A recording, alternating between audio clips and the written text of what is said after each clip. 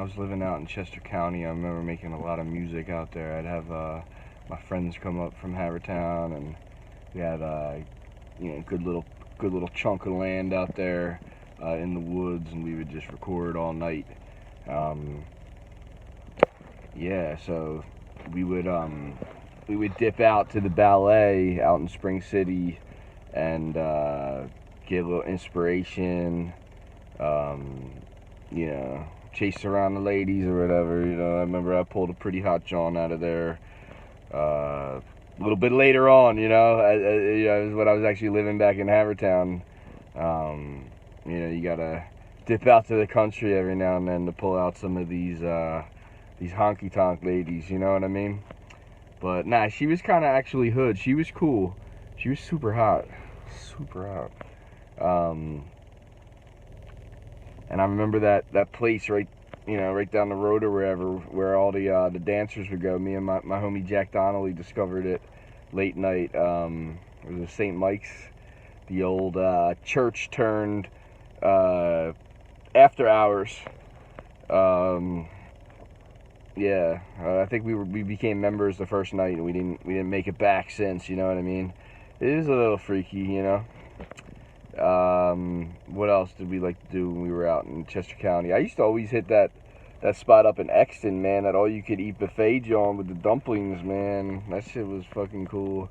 I remember hearing the Red Hot Chili Peppers album, Stadium Arcadium, for the first time when I was driving around in that Exton shopping center, Main Street or whatever. I remember hearing that song, Charlie, and there was this girl walking her dog down the street as I was listening to it, and it was a pretty funky rhythm, and she's just rolling with her dog in the summertime, and that was the beginning of the Stadium Arcadium love spell. That taking it in, absorbing it, and then eventually releasing it.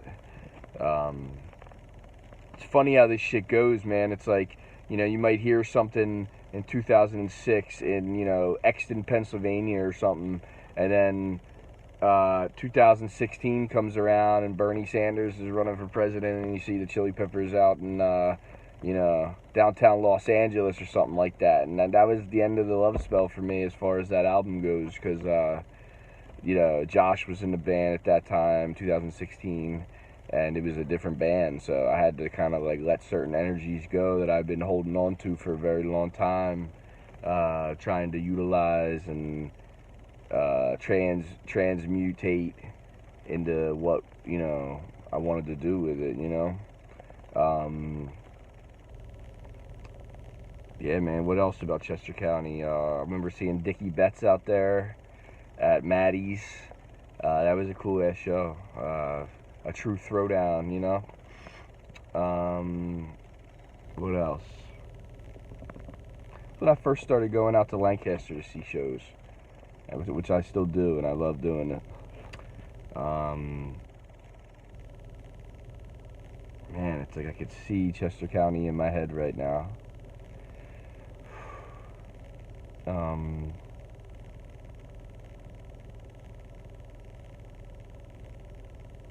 Shit, that was back in the MySpace era. That's when I was living out there. I remember when I lived out there because I graduated high school and I moved out there, so it was 02, and then I lived there till 07. So 02 to 07, that's an interesting era of music for, the Late Night Drifters, Soul Plane, Splat and the Shoe Shines, and many other bands that I recorded when I was out there. Yeah, man, Chester County.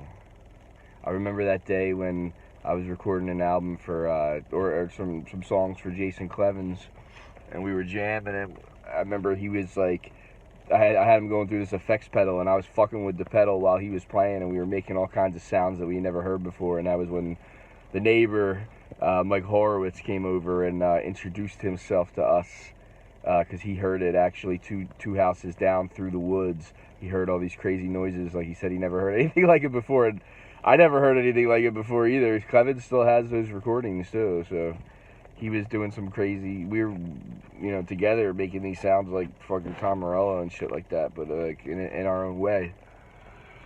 I remember some of the sessions that me and Faber were doing out there. I remember we were doing some marathon sessions, you know, smoking bud all night and just recording music out in my garage.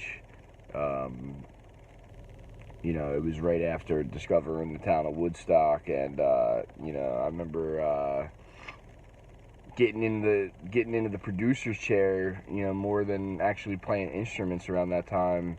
Thinking kind of like, you know, on some basement tape shit, which is something I still to this day haven't really been able to move beyond when it comes to creative work or you know, home studios. I mean, I've done some work out of Bobby Eli's Groove Yard, which was a pretty nice studio. And, you know, in the past, you know, before the Late Night Drifters project, we had done stuff at all different kinds of studios. So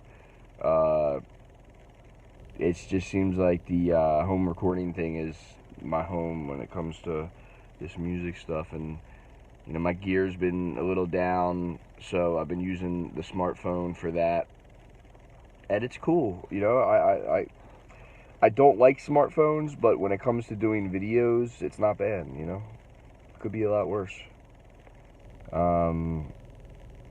other than that, I fucking, you know, smartphones need to be, it needs to be the end of that era.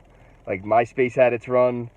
Why is the smartphone run longer, you know, than MySpace was? And MySpace actually was helpful towards musicians and bands and shit like that. I remember when I was living out in Chester County, I would do the drive every day from Chester County to Havertown and rehearse and play music with Soul Plane.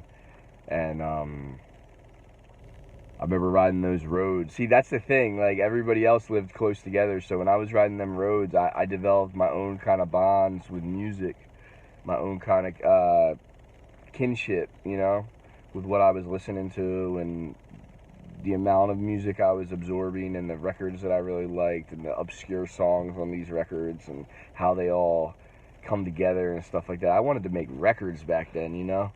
Now I'm still making records, but now it's easier to, you know, pump out a lot of songs or whatever.